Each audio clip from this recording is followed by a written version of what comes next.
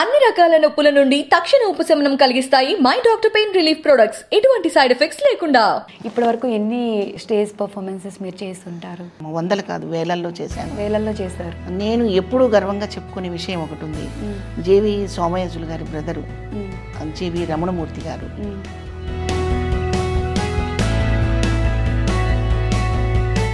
అటువంటి మహానటుడితో నేను ఒక 100 ప్రదర్శనలు చేసే అవకాశం నాకు దొరికింది. ఒక పెద్ద కమెడియన్ మీకు ముద్దు పెట్టారు అనే న్యూస్ వైరల్ అయింది. ఆయన నాకు తండ్రి లాంటి వాడమ్మా, నగేష్ గారు. షార్ట్ అయిపోగానే దగ్గర తీసుకొని ముద్దు పెట్టుకున్నారు. మా సీనియర్స్ అందరూ మాతో అట్లాగే ఉండేవాళ్ళు. మీ ఫస్ట్ మూవీ ఎలా వచ్చిందమ్మా? సప్తపది అని ఒక సినిమా చేశానమ్మా, కె విశ్వనాథ్ గారు దాంట్లో. అది అందులో అల్లు రామలింగయ్య గారి కూతురు క్యారెక్టర్ చేశాను నేను. స్థిరంగా సినిమా చెయ్యాలి, సినిమా ఆర్టిస్ట్గా ఇక్కడ నిలబడాలని వచ్చిన తర్వాత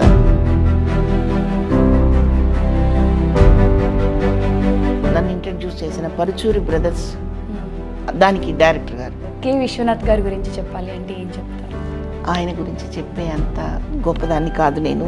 మన తెలుగు జాతి గర్వించే ఒక మహా విజ్ఞాని. మహానటి సావిత్రి గారిని మీరు చాలా దగ్గరగా చూశారు. అన్నీ విన్నవే తప్పితే ప్రత్యక్షంగా చూసినవి మనకి తెలియదు. కొన్ని ఉన్నాయి, నిజాలు ఉన్నాయి.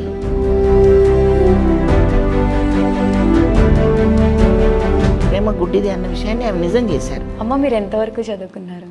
నా చదువు గురించి చెప్తే చాలా బాధపడతావు తల్లి. పర్లేదు చెప్పండి. నేను 7th కూడా కంప్లీట్ చేయలేదురా. ఎందుకని? ఓకే, అర్థమైందిగా నీకు? ఓకే. అన్ని కంఫర్ట్స్ ఉండి కూడా మైండ్ దాని మీద పెట్టకపోతే అది మనం దేశానికి చేసే ద్రోహం అవుతుంది. అంటే ఇండస్ట్రీ వాళ్ళంటే బయట వీళ్ళు ఏదైనా చేస్తారు, ఒక బ్యాడ్ టాక్ ఉంటుంది. సో అలాంటి మాటల వల్ల మీరు ఎప్పుడైనా పర్సనల్గా ఇబ్బంది పడ్డం కానీ? ఇండస్ట్రీలో ఇలాగ ఉంటారా, బయట ఉంటారా అని మనం ప్రశ్నించుకోవాలి.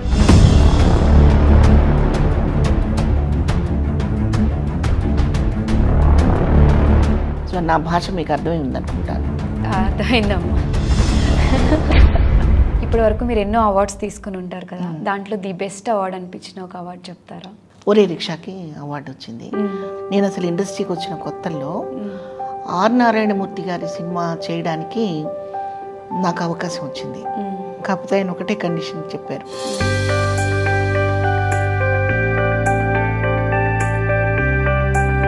ఆ సినిమా చూసాకే ఇప్పుడు మాట్లాడుకుంటున్న ఈ సినిమాలు, ఈ డైరెక్టర్లు అందరూ కూడా నాకు అవకాశం ఇచ్చేయడం. ఈ విషయం నన్ను బాగా నొప్పించింది అనుకునేది ఏమైనా? దాసరి గారి ఇన్సిడెంట్లో ఆయన బెడ్ రిటెండ్ అయిపోయి చాలా సీరియస్ కండిషన్లో ఉన్నప్పుడు ఆయన నేను చూడటానికి వెళ్తే దూరంగా ఉండి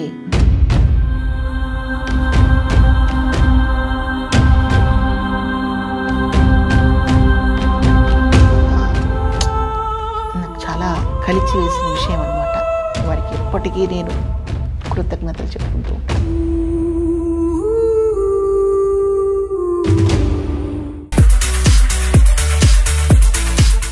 hi, hello, welcome to I dream. నేను మీ నందు. ఇవాళ మనతో పాటు స్టూడియోలో ఉన్న గెస్ట్ ఎవరు అంటే స్టేజ్ ఆర్టిస్ట్గా కెరియర్ స్టార్ట్ చేసి కొన్ని 100కు పైగా స్టేజ్ పర్ఫార్మెన్సెస్ చేసి మూవీస్లో, సీరియల్స్లో మంచి మంచి పాత్రలు పోషించి మన ఆడియన్స్ అందరి మనసులు దోచేసిన మంచి మనసున్న ఆర్టిస్ట్ మన బుల్లితెర మహానటి శివపార్వతి గారు మనతో పాటు స్టూడియోలో ఉన్నారు. నమస్తే అమ్మ. హాయ్. నమస్తే అమ్మా. నాకు చాలా సర్టిఫికెట్లు ఇచ్చేసావు. అది నేను యాక్సెప్ట్ చేయట్లేదు. ఎందుకని అమ్మా? మహానటి అని మనకు మనం అనుకోకూడదు. మంచి నటి అని ప్రేక్షకులంటే బాగుంటుంది, కానీ మనకి మనమే మహానటి అని పెట్టుకోకూడదమ్మా. నేను కూడా యాజ్ ఎ అభిమానిగా, మీ ఫ్యాన్గా నేను కూడా మీ యాక్టింగ్ అన్నీ చూస్తూ వచ్చాను కాబట్టి హార్ట్ఫుల్గా చెప్తున్నాను, మీరు బుల్లితెర మహానటి అనే చెప్పుకోవచ్చు.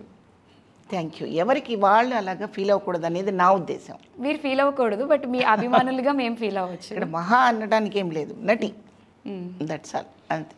ఎలా ఉన్నారు, ఏం చేస్తున్నారు? బాగున్నానమ్మా, బాగున్నాను. I'm very very happy. Okay, అసలు మీ జర్నీ ఎలా స్టార్ట్ అయింది? నాటకాలు మీకు ఎలా ఇంట్రెస్ట్? మీరు పుట్టి పెరిగింది ఎక్కడ? అసలు మీ క్వాలిఫికేషన్ కానివ్వండి. పుట్టి పెరిగింది ఇప్పుడు దానికి ఒక చక్కటి బిరుదు ఇచ్చారు ఆ ఊరికి, కళల కాణాచి అని. తెనాలి కళలకి నిలయం తెనాలి. ఆ తెనాలిలో పుట్టాను, ఆ తెనాలిలో పెరిగాను. అక్కడ నుంచే ఆర్టిస్ట్గా నేను పుట్టడం జరిగింది.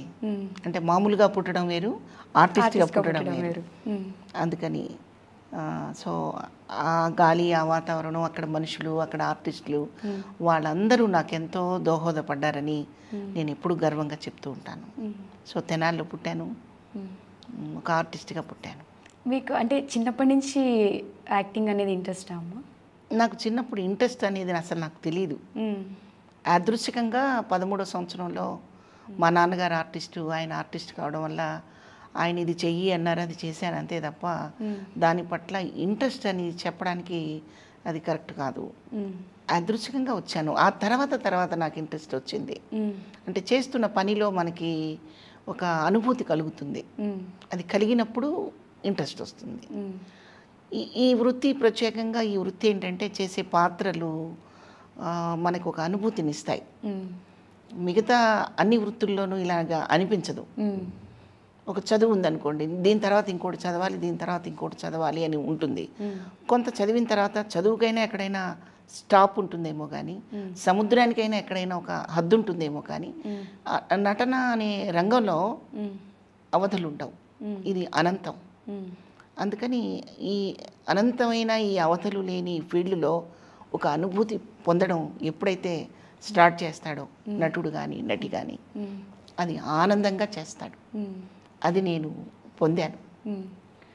మీకు 13 years ఉన్నప్పటి నుంచి మీరు ఇవి స్టార్ట్ చేశారు కదా, ఇప్పటి వరకు ఎన్ని స్టేజ్ పర్ఫార్మెన్సెస్ మీరు చేస్తుంటారు? స్టేజ్ పర్ఫార్మెన్స్ చాలా చేశానమ్మా, వందలు కాదు వేలల్లో చేశాను. వేలల్లో చేశారు.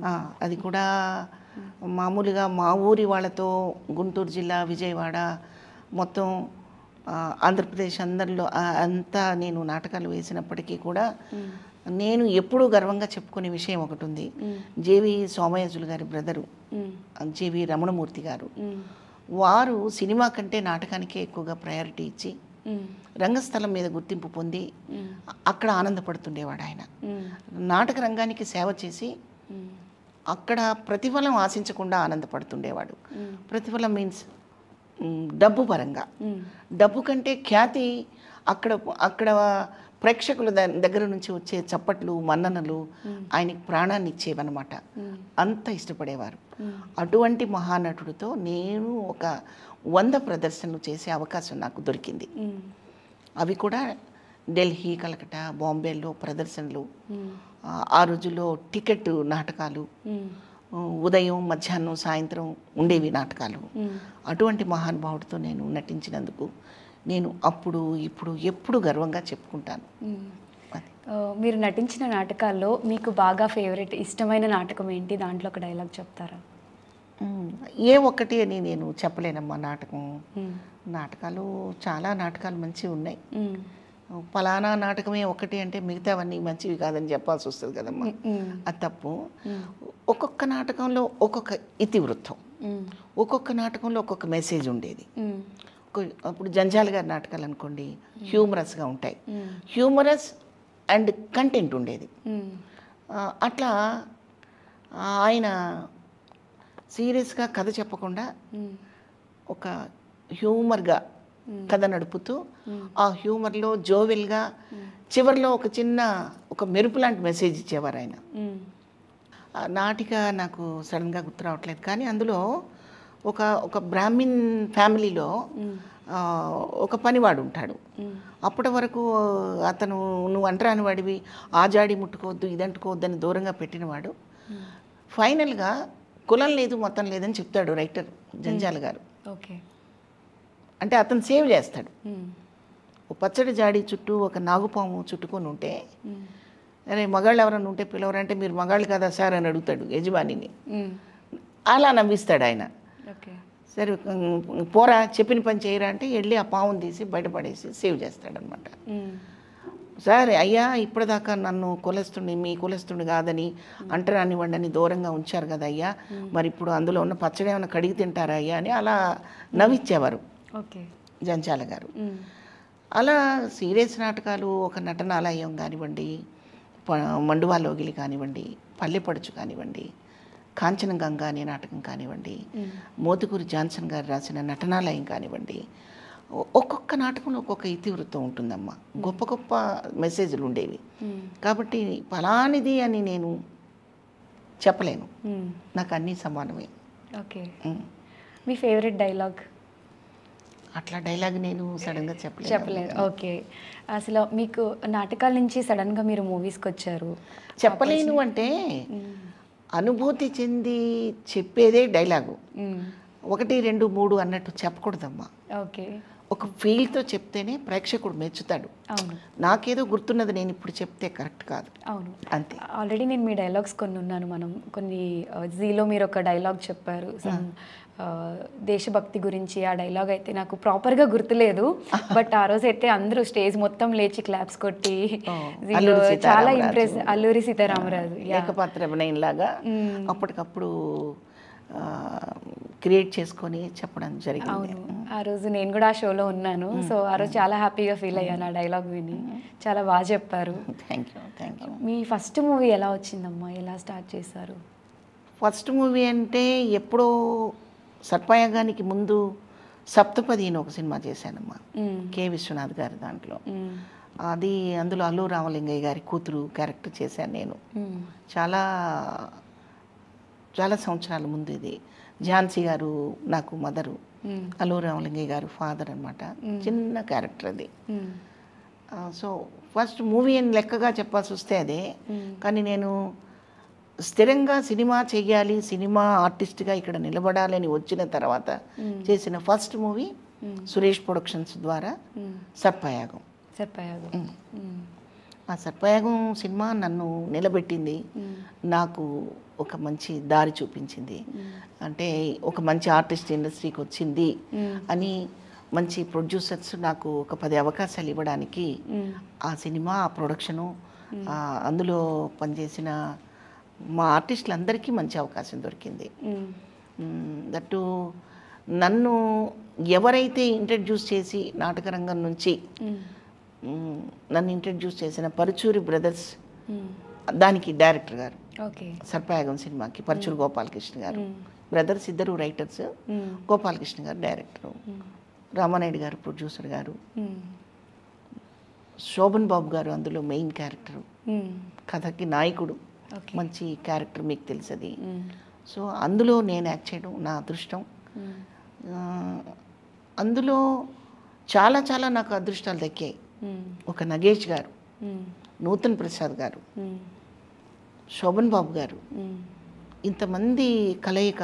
ఒక పక్క పరుచూరి బ్రదర్స్ వాళ్ళు నన్ను కావాలని సెలెక్ట్ చేసి సినిమాకి ఇండస్ట్రీకి పరిచయం చేయడం, అవన్నీ అదృష్టాలు నాకు. పరుచూరి బ్రదర్స్ గురించి ఒక మాటలో చెప్పాలి అంటే మీరు ఏం చెప్తారు వాళ్ళ గురించి? పరుచూరి బ్రదర్స్ ఇంట్రడ్యూస్ చేయకపోతే నేను అసలు లేనమ్మా, నేను అసలు లేను. శివపార్వతి అనే పదం సినిమా ఇండస్ట్రీలో వినిపించేది కనిపించేది కాదు.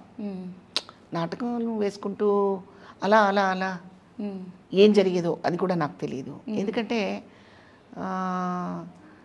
నాటకానికి కొంచెం స్పాన్ ఉంటుంది, కొద్ది స్పాన్. అందులో నా ఏజ్లో ఉన్నంత వరకు నేను హీరోయిన్గానే చేశాను అన్ని నాటకాలు. మదర్ అనేది చేసింది ఒకే ఒక్క నాటిక, అది కూడా సర్పయాగం సినిమాకి ముందు, ఇండస్ట్రీకి రాబోయే ముందు నేను చేసిన ఫస్ట్ ప్లేలెట్, అంటే మదర్గా చేసింది. అది తప్ప మిగతావన్నీ హీరోయిన్సే. చలాకీగా ఉన్నా, అందంగా ఉన్నా, విగర్స్గా ఉన్నా, ఎలా ఉన్నా హీరోయినే. సో హీరోయిన్ కొంతకాలానికి ఫేడ్ అవుట్ అవుతుంది, ఏ రంగంలోనైనా, అంటే నాటక రంగంలోనైనా సినిమాలోనైనా. సో కొంత ఫేడ్ అవుట్ అయిన తర్వాత అంత ఇది ఉండేదో ఉండదో నాకు తెలియదు. కరెక్ట్గా ఆ టైంకి నేను సినిమా ఇండస్ట్రీకి రావడం, మదర్ క్యారెక్టర్స్ నేను సెలెక్ట్ చేసుకోవడం, నేను సెలెక్ట్ చేసుకోవడం అనడం కంటే నన్ను సెలెక్ట్ చేసుకోవడం, ఇవన్నీ కూడా యాదృచ్ఛికంగా జరిగాయి. సో అది ఇప్పటి వరకు చేసిన మదర్ రోల్స్ అన్నిటిలో కూడా దానికి మీరు కరెక్ట్గా యాప్ట్ అయిపోయారు. ఆ రోల్లో మీరు అంటే ఎక్కడ యాక్ట్ చేసినట్టు కాకుండా ఒదిగిపోయారు అని చెప్పుకోవచ్చు. మీరు చేసిన ప్రాజెక్ట్స్ అన్నిటిలో కూడా ఎక్కడ యాక్టింగ్ చేసినట్లేదు, చాలా న్యాచురల్గా ఉన్నాయి.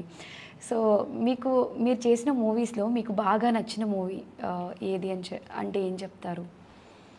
క్యారెక్టర్ పరంగా నాకు ఫస్ట్ ఇలా అడిగిన వెంటనే చెప్పడానికి వీలుగా ఉన్న సినిమా ఆహ్వానం. ఆహ్వానం సినిమాలో మంచి మదరు, అంటే మదరు మంచి ఏంటి చెడ ఏంటి అని మీరు ప్రశ్నించవచ్చు. జనరల్గా మదర్ ఉంటుంది, పిల్లల క్షేమాన్ని కోరుకుంటుంది, అది సహజంగా ఉండే మదరే. కానీ కాన్వర్ట్ పొజిషన్లో కొడుకు తప్పుని కూడా ఎత్తి చూపగలగడం అనేది మంచి మదరు కదా.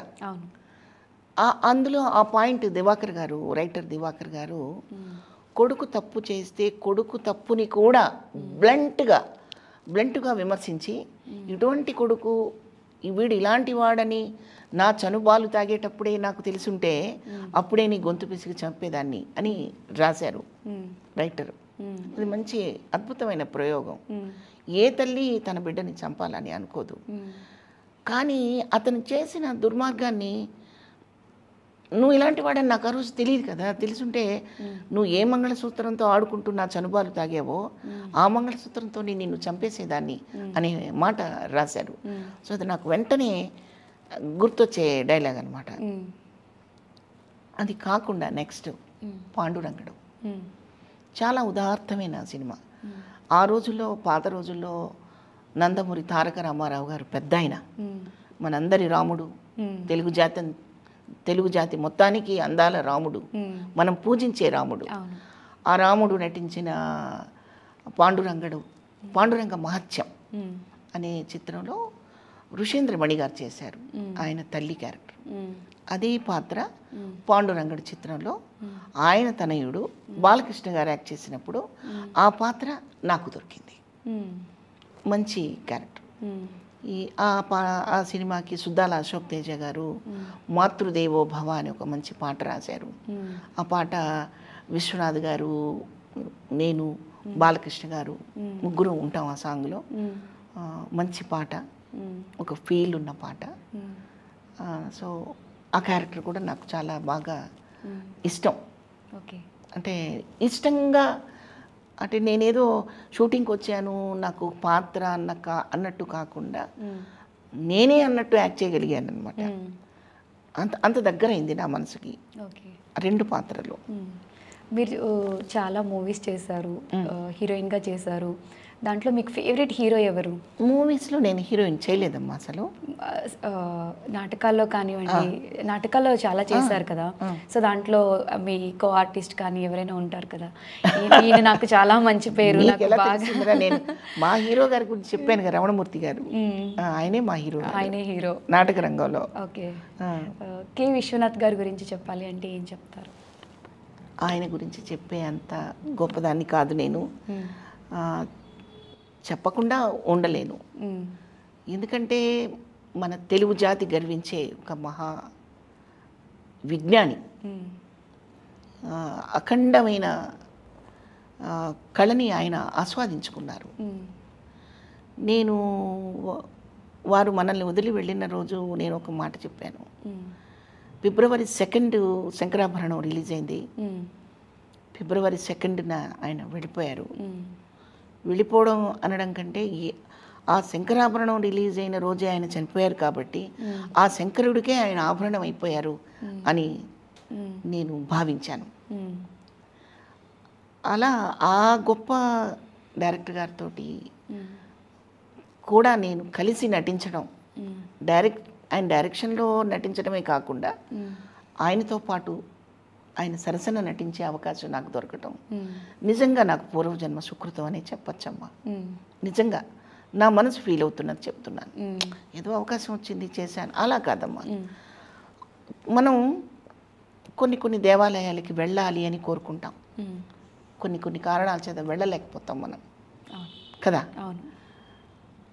అనుకోకుండా మనం అక్కడికి ఒక్కోసారి వెళితే, అరే ఇన్ని సంవత్సరాల నుంచి అనుకున్నాను, నాకు ఈ స్వామి దర్శనం కలగలేదే, ఇప్పుడు ఇక్కడికి వచ్చాము అని మనం ఎంత ఆనందపడతామో, నేను అంత ఆనందపడ్డాను. ఆయనతో ఇలా దగ్గరగా ఆయన చేయి పుచ్చుకొని ఆయన షోల్డర్ మీద చేయి వేసి అలా పక్కన ఉండి ఆయన స్వరం నా చెవికి చాలా దగ్గరగా వినిపిస్తున్నంత దగ్గరగా ఆయనతో ఒక 20-25 రోజులు నేను కలిసి పనిచేయడం, ఆయన క్రమశిక్షణ, ఆయన చిత్తశుద్ధి అన్నీ తెలుసుకొని ఓ ఇంత పెద్ద స్థాయిలో ఉండి కూడా ఇలా ఉంటారా, ఒక పాత్ర కోసం నేను ఇక్కడికి వచ్చాను, నేను ఇక్కడ ఆర్టిస్ట్ని మాత్రమే, నేను డైరెక్టర్ని కాదు అని గిరిగేసుకొని ఉండడం ఎవరికి సాధ్యం అవుతుంది? ఆయన జస్ట్ ఆర్టిస్ట్లనే ఉన్నారు అంతే. నేను కె విశ్వనాథ్ని నాకు అన్నీ తెలుసు అన్నట్టుగా కూడా ఉండేవారు కాదు ఆయన. కో డైరెక్టర్ గారు వచ్చి సార్ షార్ట్ అండ్ అని వెంటనే లేచి వస్తుండేవారు. సో చాలా నేర్చుకోవాలమ్మా వాళ్ళ దగ్గర, చాలా నేర్చుకోవాలి. ఓకే, మహానటి సావిత్రి గారిని మీరు చాలా దగ్గరగా చూశారు. సావిత్రి గారి గురించి కొన్ని మాటలు, ఈ జనరేషన్ వాళ్ళకి ఆవిడ గురించి ఏమీ తెలియదు. సో మీరేం చెప్తారు సావిత్రి గారి గురించి చెప్పండి అంటే? సావిత్రి గారి గురించి ఈ జనరేషన్ వాళ్ళకి తెలియదని అనుకోవటం పొరపాటేమో అనుకుంటున్నాను. అంటే తెలుసు నార్మల్గా, అంత బ్రీఫ్గా ఇప్పటి వరకు ఆడియన్స్కి తెలియని విషయాలు మీరేమైనా షేర్ చేయగలరా అని? ఆడియన్స్కే కాదమ్మా, నాకు కూడా తెలియని విషయాలు చాలా ఉంటాయి. ఓకే, అవునమ్మా. జనరల్గా అన్నీ విన్నవే తప్పితే ప్రత్యక్షంగా చూసినవి మనకి తెలియదు. కాబట్టి విన్న వాటిలో ఎన్ని నిజాలు అని మనం ఫిల్టర్ చేసుకుంటే కొన్ని మాత్రమే నిజాలు, కొన్ని అసత్యాలు ఉంటాయి. అవును, మనం ఆమె మీద ఉన్న ప్రేమతోటి అసత్యాలను కూడా నిజం అనుకొని అవతల వాళ్ళని శత్రువులుగా అనుకుంటాం. కాదు, కొన్ని ఉన్నాయి, కొన్ని నిజాలు ఉన్నాయి. అయితే ఆ నిజాలు ఏమిటి, ఎక్కువగా క్రియేట్ చేసి చెప్పిన విషయాలు, వాటిలో గురించి మనం ఫిల్టర్ చేసుకుంటే ఆమె అమాయకత్వంగా నమ్మడం, ప్రేమ గుడ్డిది అనే విషయాన్ని ఆవిడ ఖచ్చితంగా రైట్ కొట్టడం, ప్రేమ గుడ్డిది అన్న విషయాన్ని ఆమె నిజం చేశారు. నిజంగా ప్రేమ గుడ్డిదే. ఆ ప్రేమతోనే ఆమె గుడ్డితనంగా, అంటే అక్కడ అవతల వాళ్ళ తప్పు అనుకోవడానికి వీల్లేదు. మన విచక్షణ కూడా కొంచెం క్రోడీకరించుకోవాలి మన లైఫ్ సెట్ చేసుకునేటప్పుడు కదా. అవతల వాళ్ళ మీదనే బ్లేమ్ వేయటం కంటే మన విజ్ఞానాన్ని కూడా మనం చెక్ చేసుకోవాల్సిన అవసరం ఉంది. సో ఆ విషయంలో ప్రేమ గుడ్డిది అనే దానికి ఆమె ఎక్కువ ఓటేశారని నేను అనుకుంటుంటాను. ఓకే, వ్యక్తిగతంగా వచ్చేసరికి ఎవరు చెప్పుకున్నా, ఎవరు విన్నా, చాలా ముందు ఆమెకి పరిచయాలు ఉన్న వాళ్ళు ఎవరు చెప్పినా ఆవిడ గురించి చాలా గొప్పగా మాట్లాడతారు. చాలా గొప్ప ఔన్నత్యం ఉన్న మనిషిగానే మాట్లాడతారు.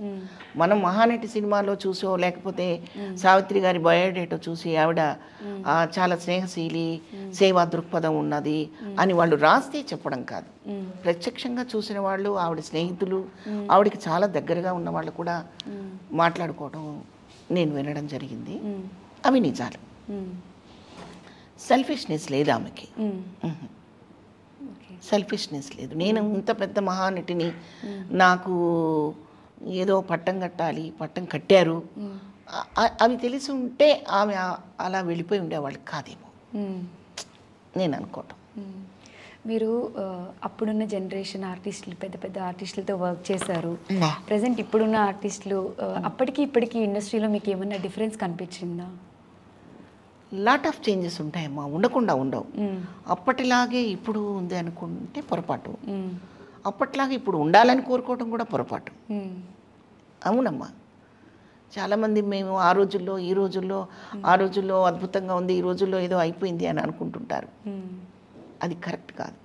ఏ రోజులకు ఆ రోజు అడాప్ట్ అవ్వాలని నేను అనుకుంటుంటాను. అడాప్ట్ అయితేనే మనకి ఇక్కడ ఏం చేయాలనేది తెలుస్తుంది. అడాప్ట్ కాలేదనుకోండి మనం అక్కడే ఉంటాం. ఇప్పుడు బ్లాక్ అండ్ వైట్ సినిమా తీసుకోండి మీరు, ఎప్పుడో ఒక 50 సంవత్సరాల క్రితం సినిమా, 60 సంవత్సరాల క్రితం సినిమా ఉన్నాయి ఇప్పటికీ మనకి చూస్తుంటాం మనం. ఆ రోజుల్లో లాగా టేకింగ్ ఉంటే ఇప్పుడు మీరు చూస్తారా? లేదు, చూడరు. ఎందుకని అంటే జనరేషన్ అప్డేట్ అయిపోయింది. అప్డేట్ అయింది మనకి. చదువు బాగా చదువుకుంటున్నారు ఆడవాళ్ళు, మగాళ్ళతో పాటు చదువుకుంటున్నారు. చదువుకుంటున్నప్పుడు టెక్నాలజీని కూడా వాళ్ళు క్యాచ్ చేయగలుగుతున్నారు. ఇప్పుడున్న ఫాస్ట్ టెక్నాలజీని వాళ్ళు క్యాచ్ చేయగలుగుతున్నారు. క్యాచ్ చేసినప్పుడు ఆ రోజుల్లో లాగే పిలకముడి వేసుకొని ఉండడానికి ఇష్టపడరు. ఆ రోజుల్లోగే పంచ కట్టుకొని సిటీ బస్సులు ఎక్కడానికి పరిస్థితి సానుకూలంగా ఉండదు. ఆ రోజుల్లో అలాగే జడగంటలు వేసుకొని చక్కగా లంగా పావుడా కట్టుకొని పరిగెత్తి బస్సు ఎక్కడానికి పరిస్థితులు సానుకూలంగా ఉండవు. కాబట్టి మనం ఏం చేయాలి? పరిస్థితులకు అప్డేట్ అవ్వాలి. ఓకే, అంతే కదా తల్లి. అంతే అంతే. ఇప్పుడు జడగంటలు వేసుకొని చక్కగా తలనిండి కనకాంబరాలు పెట్టుకొని బొట్టులో లాకులు వేసుకొని ముక్కు పొడకు పెట్టుకొని చక్కగా కుంకుమ బొట్టు పెట్టుకొని ఓ సాఫ్ట్వేర్ ఉద్యోగం చేస్తున్నారు అనుకోండి, పిచ్చాడిలాగా చూస్తారు. అవును, ఇప్పుడున్న జనరేషన్లో అలానే చూస్తారు. జనరేషన్ అనుకోవద్దు, ఇక్కడ మార్పు, తరం మారింది. ఇప్పుడు ఇంతకుముందు అన్నీ ఒక 10 గుమ్మాలు ఉన్నాయనుకోండి ఇంట్లో, ప్రతి తలుపు దగ్గర ఒక గుమ్మ ఉండేది, గడప. గుమ్మం కాదు, గడప.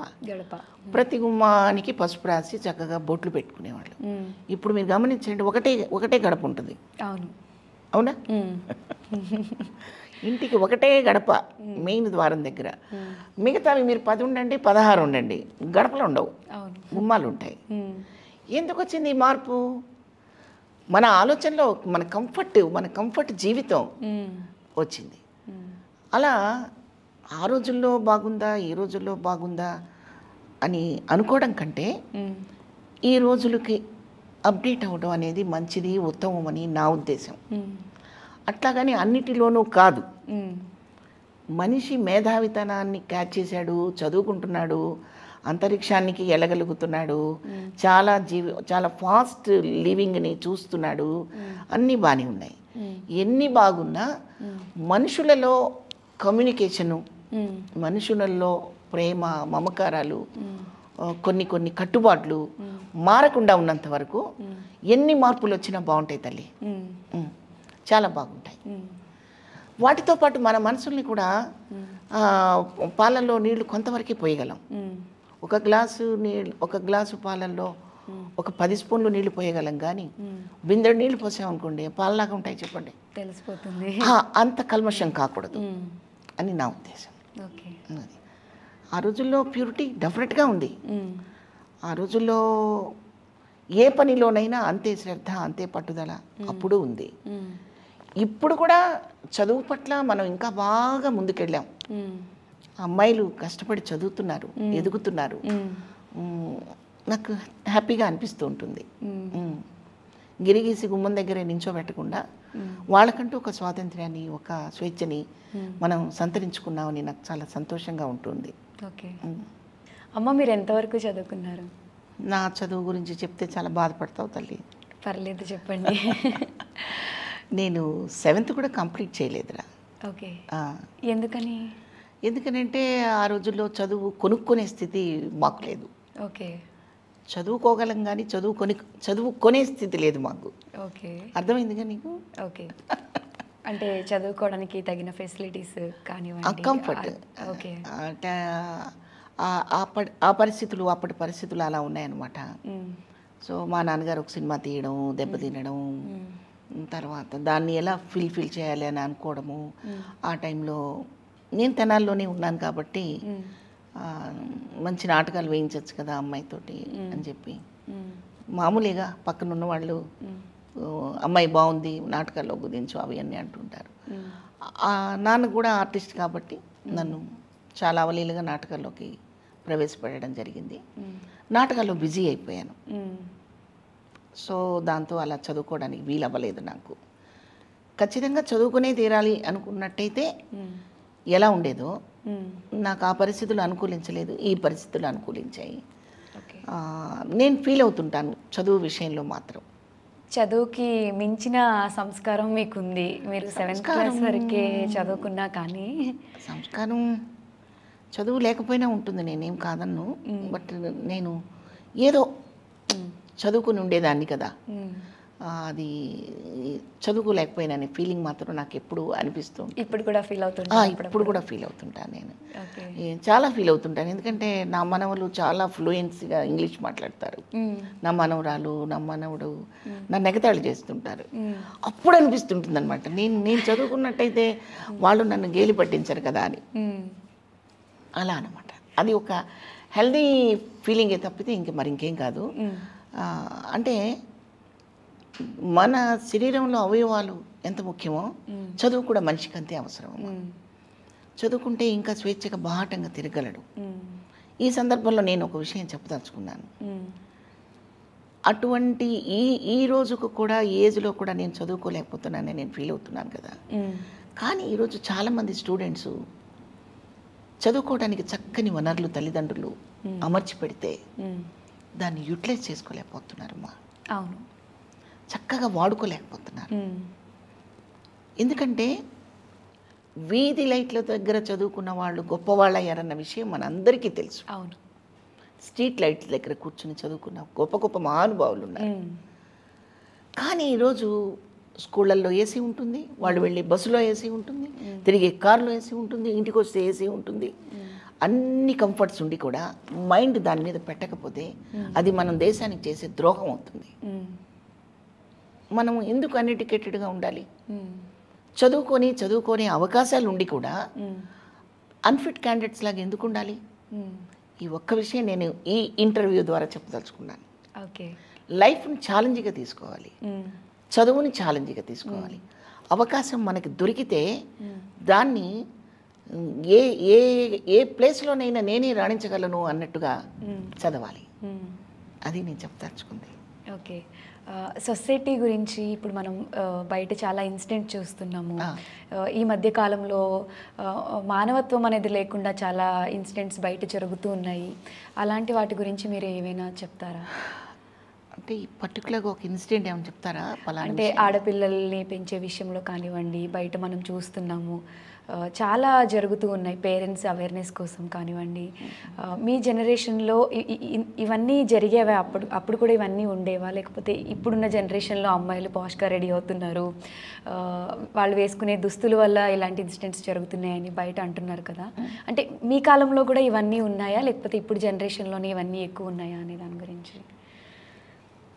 అంటే మనిషి పశువుగా ప్రవర్తించడం అనే విషయం ఆ రోజుల్లో అసలు లేదు అని అనుకోవద్దు.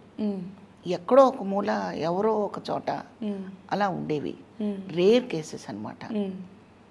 వాడిని మనం ఒక వింత జంతువులాగా చూడటం జరిగేది. మనుషుల్లో తిరగనిచ్చేవాళ్ళు కాదు అలాంటి వాళ్ళని, మనిషిగా జమ కట్టేవాళ్ళు కాదు.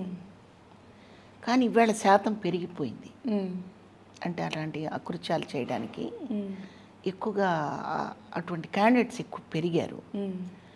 దానికి ఇది చాలా పెద్ద సబ్జెక్ట్ అమ్మా, అది ఒక ముక్కలో చెప్పలేను నేను. ఎందుకంటే అది పెద్ద కాన్సెప్ట్. అది తల్లిదండ్రుల లోపమా, పెంపకం లోపమా, సొసైటీ లోపమా? ఇప్పుడు మీరు ఇందాక అడిగారు అమ్మాయిలు మోడరేట్గా తయారవడమా, ఎన్ని ఒకటి కాదు,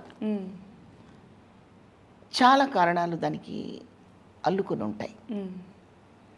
ఆ చాలా కారణాలని మనం అవాయిడ్ చేసుకుంటూ రావాల్సిన అవసరం మాత్రం ఉంది. ముఖ్యంగా స్వేచ్ఛ పేరుతో మనకి మొబైల్ చేతిలోకి వచ్చింది. మొబైల్ని మనం వాడుకునే పద్ధతిలో వాడుకుంటే మనకు ఉపయోగపడుతుంది, లేదంటే దానికి మనం ఉపయోగపడతాం. అంతేగా ఎక్కువ ఫోన్లు కొంటారు, ఎక్కువ చూస్తారు, తర్వాత ఫలానిది చూస్తే పేమెంట్లు అట్లాంటివి కూడా ఉంటాయి కదా దాంట్లో. మనం దానికి ఉపయోగపడకుండా మనకు ఉపయోగపడేలాగా చేసుకుంటే మనం చెడిపోం. మరి అన్ని కంఫర్ట్స్ ఫోన్లో ఎందుకు పెట్టారు అని ప్రశ్న వస్తుంటుంది నాకు ఎప్పుడు. అది మరి నేను సమాధానం చెప్పలేను. ఓకే, అంటే మన బలహీనత మీద బిజినెస్ చేస్తారు కదా ఎవరైనా. అది తాగుడు కూడా కావచ్చు, సిగరెట్స్ కావచ్చు, సినిమా తీసిన వాళ్ళు వేరే ప్రదర్శనలు చేస్తూ పోస్టర్ కావచ్చు, రకరకాల వాటి మీద టెంప్ట్ అయిపోతుంటారనమాట. ఈ నిగ్రహ శక్తి ఉండడం అనేది ఒక రకంగా అసాధ్యమే, కొంచెం కష్టమే. ఓకే, అంటే ఒకటి కాదు కదా అతన్ని వెంటాడే విషయము. అవును, ఇప్పుడు తల్లిదండ్రులు ఇగ్నోర్ చేశారనుకుంటే తల్లిదండ్రులు కంట్రోల్ చేసుకోవచ్చు. మన వేషభాషలు ఏమైనా అతన్ని అదుపు తప్పిస్తున్నాయంటే వేషభాషలు తప్పించవచ్చు. బయట పోస్టర్లు అంటే పోనీ సినిమా వాళ్ళని తిట్టచ్చు. సెల్ ఫోన్లో జరిగేదాన్ని ఎవరు ఆపగలుగుతున్నారు మా కదా. సో మెనీ రీజన్స్ ఉన్నాయి. వీటి వల్ల పెట్టరేగిపోయిన ఆలోచనలు, ఈజీ మనీ, తర్వాత వాళ్ళు చేసే అకృత్యాలన్నిటినీ ఆనందాలని అనుకోవడం చేసే పొరపాటు, దానివల్ల అలా జరుగుతున్నాయి. కాబట్టి ఇది నా స్థాయి సరిపోదేమో అది చెప్పడానికి. చాలా పెద్ద సబ్జెక్ట్ అమ్మా అది. నేను మన సత్యవాణి గారు తెలుసు కదా మీకు, సత్యవాణి గారు చాలా కాలేజెస్లో స్పీచ్ ఇచ్చారు, మంచి మాటలు చెప్తున్నారు. అందరూ వింటున్నారా, అందరూ పాటిస్తున్నారా అనేది నా డౌట్. వేష భాషలు మన జీవన శైలిని బట్టి ఎంత మారినామా, మనం తప్పు చేయనప్పుడు మన ఫేస్లో ఒక ఎక్స్ప్రెషన్ ఉంటుందమ్మా. మీ కళ్ళలోకి నేను సూటిగా చూడగలను, నేను తప్పు చేస్తే మీ కళ్ళలోకి నేను సూటిగా చూడలేను. అది జెంట్ కావచ్చు, లేడీ కావచ్చు. తప్పు అంటే మీరు వేరేగా ఏమి అనుకోవద్దు, అది ఏదైనా కానివ్వండి. సపోజ్ నేను మిమ్మల్ని ఏదో మాట తప్పాను, మీ పర్సులో ఏదో ఒక 100 రూపాయలు తీసుకున్నాను, అది తప్పేగా. తర్వాత నా స్వార్థానికి, నా స్వసుఖాలకి నేనేదో తప్పు పని చేశాను, నేను మీ ముఖంలోకి సూటిగా చూడలేను. ఆ పరిస్థితి మాత్రం ఆడ మగ ఇద్దరు తెచ్చుకోకూడదమ్మా. ఆ ఆయుధం మన దగ్గర ఉంటే మన అవసరాన్ని బట్టి ప్యాంట్ వేసుకొని వెళ్తాం, మన అవసరాన్ని బట్టి చుడీదార్ వేసుకొని వెళ్తాం, మన అవసరాన్ని బట్టి విరబోసుకొని వెళ్తాం, మన అవసరానికి గట్టిగా ముడి వేసుకొని వెళ్తాం, చీర కట్టుకొని ఎలా ఉన్నా సరే. ఇన్నర్ పాత్ర అనేది ఒకటి ఉంటుంది ప్రతి వ్యక్తికి. అది కాంక్రీట్గా ఉండాలి, అది చెదరకూడదు. అది చెదరకుండా ఉన్నంత వరకు ఈ పొరపాట్లు జరగవు అని నేను అనుకుంటున్నాను. ప్రతి వ్యక్తికి ఒకటి సాధించాలనే జయం లేకుండా ఆ దొరికిన అవకాశాన్ని చాలా తృణప్రాయంగా వాడుకోవాలని అనుకోవడమే ప్రమాదాలకు దారితీస్తుంది అన్నమాట. అలా కాకుండా నన్ను కన్న తల్లిదండ్రులు, నా దేశము, నా ఊరు, నా పరిసరాలు, నా ఎదురింటివాడు, నా వెనకింటివాడు, నా పక్కింటివాడు, వీళ్ళందరికీ నేను అంతరాయం కలిగించకూడదు.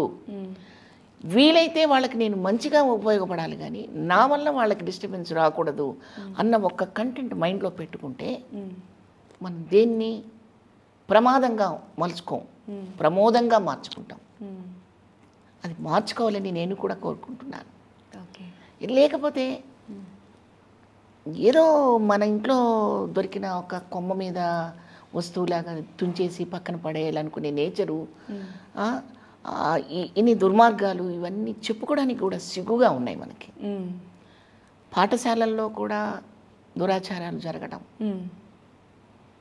ఇవన్నీ వినడానికి, చెప్పుకోవడానికి మనసు ఒప్పుకోవట్లేదు. ఈ పరిస్థితికి ఆ విన్న కాసేపు టీవీలో వస్తున్న ఆ కొద్ది రోజులు ఆందోళనగా ప్రతి వాళ్ళు చెప్పుకుంటారు, కానీ ఆ తర్వాత అందరం కలిసి సమిష్టిగా ఏం చేద్దాం ఈ విషయం మీద అనేది మాత్రం మర్చిపోతున్నారు. మర్చిపోకూడదు. ఆ ఇన్సిడెంట్ జరిగిన 2-3 days దాని గురించి మాట్లాడుతారు, 1 week తర్వాత మాట్లాడరు. సమిష్టిగా అందరి బాధ్యత ఉంది ఇది. ఆ చర్యకి పాల్పడ్డ వ్యక్తి కానీ, ఆ చర్యకి పాల్పడిపోయి దగాపడ్డ అవతల వ్యక్తి కానీ కారణం మాత్రమే కాకుండా మనందరి భాగం కూడా ఉంది ఇందులో. అంటే పిల్లలకి చెప్పాలి మన నైతిక విలువలు, నైతిక బాధ్యతలు, మనల్ని సమాజం ఎప్పుడు గౌరవిస్తుంది, ఎప్పుడు పూజిస్తుంది, ఇవన్నీ మనం స్కూల్లోనే కాకుండా ఇంట్లో కూడా బోధ చేస్తూ, మంచి విషయాలు చూపిస్తూ, మంచి సన్నివేశాలు వాళ్ళ మైండ్లో ముద్ర పడేలాగా మనం చేయగలిగితే అందులో నుంచి కొంత తప్పుకుంటామని నా ఉద్దేశం. మూవీస్ నుంచి కంప్లీట్ ఇప్పుడు సీరియల్స్కి వచ్చేసారు, ఇంకా మళ్ళీ మీరు మూవీస్ చేయరా? అలా అడక్కమ్మ, బాధగా ఉంటుంది. అమ్మ దగ్గరికి ఇంకెళ్ళరా అంటే బాధగా ఉంటుందిరా. ఈ కళారంగం నాకు మా అందరికీ తల్లి లాంటిదమ్మా. ఇందులో మళ్ళీ మేము తిరిగి అందులోకి వెళ్ళకపోవటం అస్సలు ఉండదు. ఇదంతా ఏంటంటే ఒక చైన్ అన్నమాట. కొత్త నీరు వస్తుంది, పాత నీరు పోతుంది, కొత్త నీరు వస్తుంది, పాత నీరు వస్తుంది, ఇలా రొటేట్ అవుతూ ఉంటుంది. ఇప్పుడు నేను నాటకరంగం నుంచి వచ్చి సినిమాలో అందరి హీరోలతో, పెద్ద పెద్ద హీరోయిన్స్తో, పెద్ద డైరెక్టర్స్తో, పెద్ద ప్రొడక్షన్స్లో 200 సినిమాలు చేశాను. ఈరోజు నాకు ఒక సినిమా రాలేదని, నన్ను అమ్మ మర్చిపోయిందనో, లేదా అమ్మ నన్ను ద్రోహం చేసిందనో అనుకుంటే పొరపాటు. ఈ ట్రెండ్ మారుతూ ఉంటుంది, చెప్పాను కదా. సో కొత్త వాళ్ళు రావాలి, వాళ్ళు ఇందులో నిలబడాలి, మేము మళ్ళీ మాకు తగ్గ పాత్రలు వస్తే మేము చేయాలి, ఇది ధర్మం. కాబట్టి మళ్ళీ రామని, మేము అక్కడికి వెళ్ళమని, మేము చేయమని నేను ఎప్పుడు అనుకోను. కాకపోతే పెద్ద స్క్రీన్ నుంచి చిన్న స్క్రీన్కి వచ్చాను. చిన్న స్క్రీన్లో నాకేం తక్కువ చేయలేదు, వాళ్ళు నన్ను గౌరవించారు. నాకు పెద్దపీట వేశారు, మంచి పాత్రలు ఇచ్చారు. కాబట్టి నేను ఇక్కడ లబ్ధి పొంది ఉన్నానని నేను గర్వంగా చెప్పగలను. ఇప్పటివరకు చేసిన సీరియల్స్లో మీ ఫేవరెట్ సీరియల్ ఏంటి? మంగమ్మ గారి మనవరాలు. మంగమ్మ గారి మనవరాలు. ఇలాగే కుర్చీలో కూర్చొని అవును 4.5 సంవత్సరాలు 5 సంవత్సరాలు నన్ను ప్రేక్షకులు నన్ను ఒప్పుకొని నేను మంచి నటినని వాళ్ళు ప్రేమించబట్టే కదా నేను చేయగలిగాను.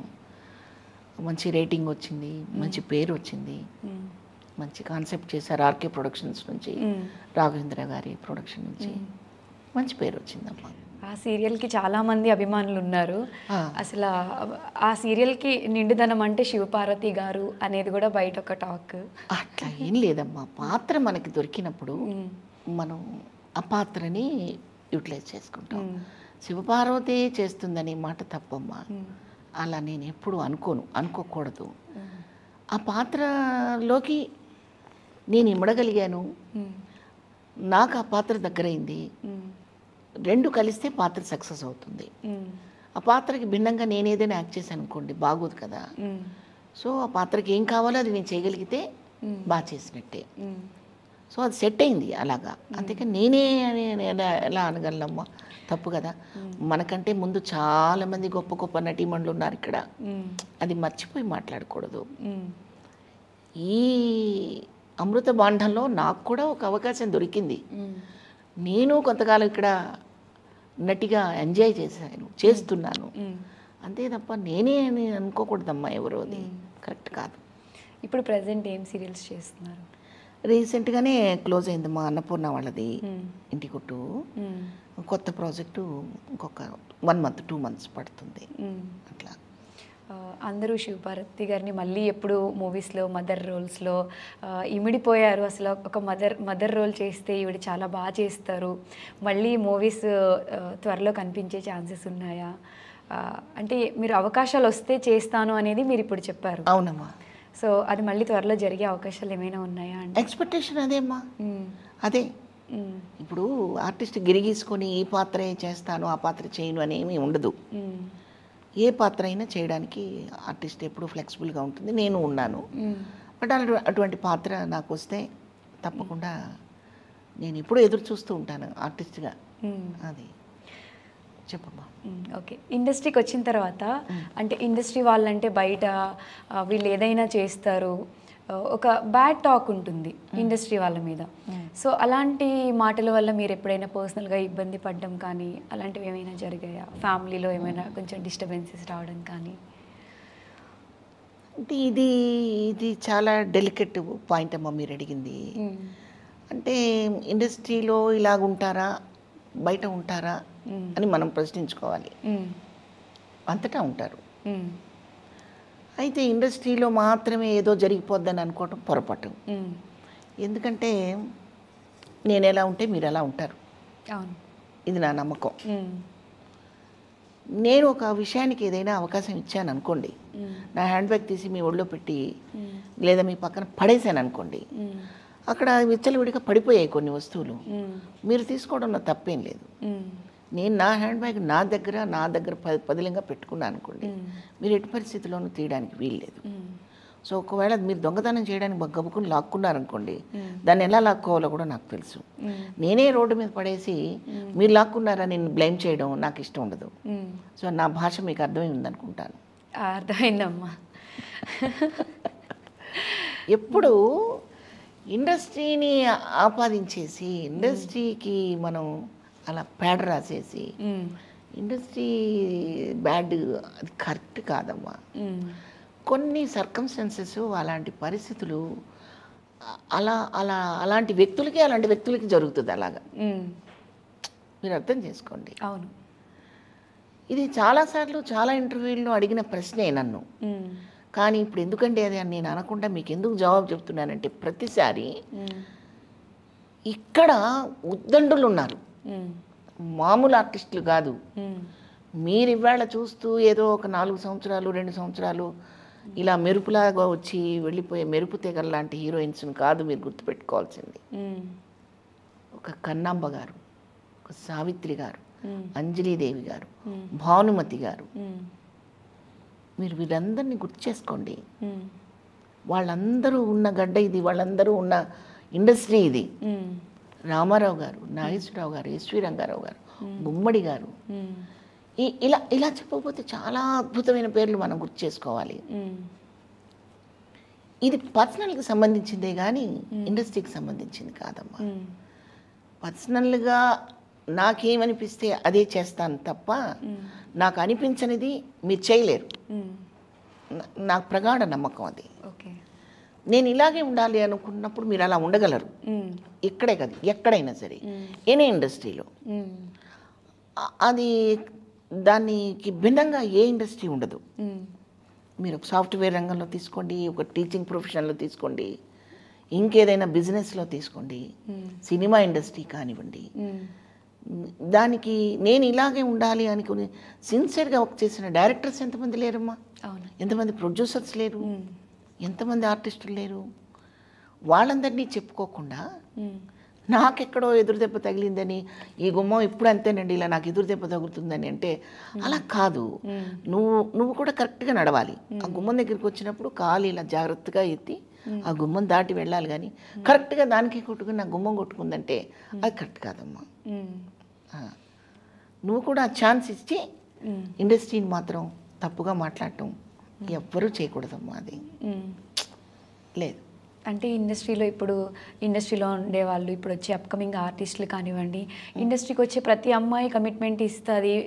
బయట జనాలు ఏంటి అంటే ఇండస్ట్రీ అమ్మాయి అంటే వీళ్ళకి అబ్బాయిని ఎవరు ఇస్తారు, ఈజీగా జడ్జ్ చేసేస్తారు. సో ఇలా ఉండడం వల్ల జనాలు ఏంటంటే ఇప్పుడు సోషల్ మీడియాలో బాగా పాపులర్ అయిపోతున్నాయి. ఒకప్పట్లా సిచ్యువేషన్ లేవు. సో ఏది జరిగినా అది నెక్స్ట్ డేనే అందరికీ వైరల్ అయిపోతుంది. చాలా మందికి ఉన్న అపోహ ఏంటి అంటే ఇండస్ట్రీకి వెళ్తే ఏదో జరిగిపోతుంది. సో అప్కమింగ్ ఇంట్రెస్ట్ నుండి వచ్చే వాళ్ళని కూడా వాళ్ళ పేరెంట్స్ ఆపేస్తున్నారు. సో ఇండస్ట్రీకి రావాలి అనుకున్న వాళ్ళకి మీరు ఏం చెప్తారు? ఇదే నేను చెప్పిన జవాబు. నేను ఎలా ఉంటే మీరు ఎలా ఉంటారు, అంతే. That's all. కాకపోతే ఉన్నట్టుండి రాత్రికి రాత్రి ఆకాశానికి ఎగిరిపోయే అంత అవకాశము, అంత పేరు రాకపోవచ్చు. మనం కొంచెం స్లోగా నడుస్తాం, నడవనివ్వండి, అంతే కదమ్మా. అలా కాకుండా ఇప్పుడు రాత్రికి రాత్రి ఏదో అవ్వాలనుకున్నప్పుడు ఈ తాపత్రయాలు, తప్పుదారులు ఇవన్నీ జరుగుతాయి. రెండోది ఇంకోటి కూడా మనం బాగా గుర్తుపెట్టుకోవాల్సింది ఏంటంటే కేవలం తప్పుదారి తొక్కినంత మాత్రాన పెద్ద హీరోయిన్లు, పెద్ద డైరెక్టర్లు, పెద్ద హీరోలు ఎవరమ్మా. టాలెంట్ అనేది మస్ట్ అమ్మా, మస్ట్. అన్నిటికీ మించింది టాలెంటే.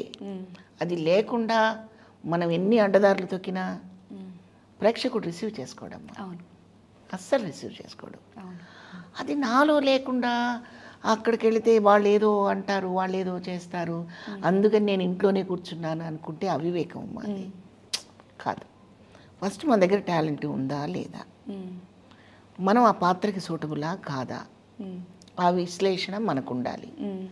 ఆ తర్వాత ఏది మాట్లాడినా కదా. ఇప్పుడు అందవిహీనంగా ఉన్నవాళ్ళు చాలామంది ఉంటారు, మన కళ్ళకు కనిపిస్తూ ఉంటారు. మినిమం మెయింటెనెన్స్ లేని వాళ్ళు ఉంటారు. వాళ్ళు వెళ్ళిపోయి ఏదో తప్పు చేస్తే వాళ్ళని హీరోయిన్ చేసేస్తారమ్మా. మన డైరెక్టర్ మాట్లాడుకుందాం, చేయరు కదా. మరి ఏం కావాలి వాళ్ళకి? Acting skills important. Yes, acting skills కావాలి, అందం కావాలి. కోట్లు ఖర్చు పెట్టి తీసిన ప్రొడ్యూసరు అందంగా చూపిస్తేనే సినిమా అందంగా చూస్తారు. ఇప్పుడు ప్రేక్షకుడు తనని ఊహించుకుంటాడు, పాత్రలలో ఇమాజినేషన్ చేసుకుంటాడు. సినిమా అనేది మ్యాజిక్. ఇది ఊరికే చక్కగా అరటికాయ ఒలిచి ఇది అరటికాయ అమ్మ ఇది తినమ్మని పెట్టినట్టు కాదు. ఒక మ్యాజిక్ అమ్మ సినిమా అనేది. ఉన్నది లేనట్టు, లేనిది ఉన్నట్టు చూపించగలగాలి కదా. ఆ మ్యాజిక్ అనేది ఒక మ్యాగ్నెట్ లాగా ప్రేక్షకుడిని పట్టుకున్నప్పుడే థియేటర్కి సినిమా చూడటానికి వస్తాడు. అలా కాకుండా నన్ను తీసుకెళ్ళి హీరోయిన్ పెట్టి మీరు చూడండి అంటే చూస్తారా? చూడరు కదా. కాబట్టి సినిమాకి ఏం కావాలో ప్రొడ్యూసర్కి తెలుసు, సినిమాకి ఏం కావాలో రైటర్స్కి, డైరెక్టర్స్కి, మనల్ని అద్భుతంగా చూపించే కెమెరామెన్స్కి అందరికీ తెలుసు. వాళ్ళ కళ్ళు కప్పేసేసి వాళ్ళేదో తప్పు పనులు చేసేసి వాళ్ళని తీసుకొచ్చి హీరోయిన్లుగా పెట్టేస్తే సినిమా చూడరమ్మా. సినిమా ఫస్ట్ కావాల్సింది మనకి ఇవి ఈ మాటలు కాదు అప్రస్తుతం. ఇవన్నీ సినిమాకి కావాల్సిన స్కిల్ ఉందా లేదా, అది. ఓకే. ఎస్వి కృష్ణారెడ్డి గారి గురించి చెప్పాలంటే మీరు ఏం చెప్తారు? ఎంత అద్భుతమైన డైరెక్టరో, ఎంత అద్భుతమైన మనిషో. ఎందుకంటే ఫ్యామిలీ ఓరియంటెడ్ సినిమాలు స్త్రీ మనోగతానికి బాగా దగ్గరయ్యి జనరల్ ఒక సగటు మధ్యతరగతి కుటుంబంలో ఒక స్త్రీ మానసిక స్థితిని ఆయన క్యాచ్ చేశారు బాగా. బాలచంద్ర గారు అలా తీసిన సినిమాల్లాగా ఎస్వి కృష్ణారెడ్డి గారు ఒక స్త్రీ అంతరంతరాల్లోకి చొచ్చుకుపోయి చక్కగా ఆవిష్కరించారని చెప్పచ్చు, ఆవిష్కరిస్తారని చెప్పచ్చు.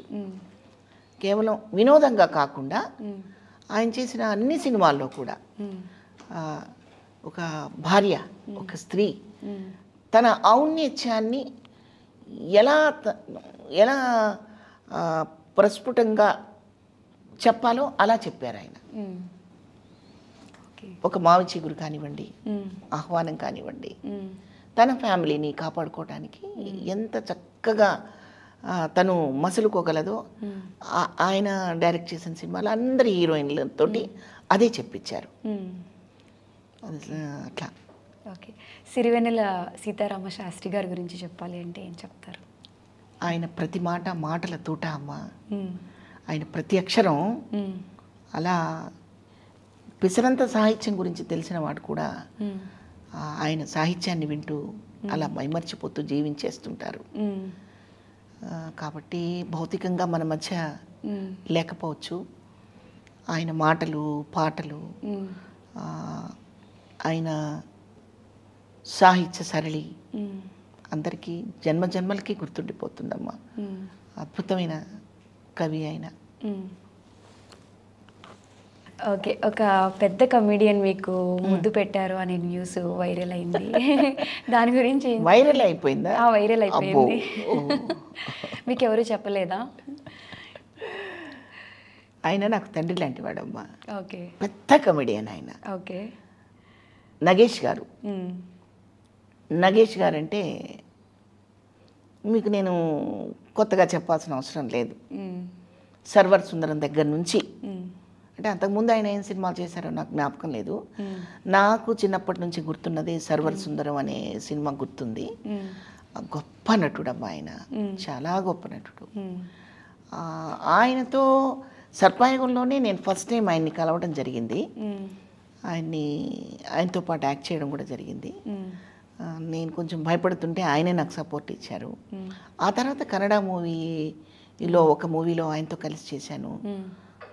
2 ఫిలిమ్స్ చేశాను కన్నడ మూవీస్లో.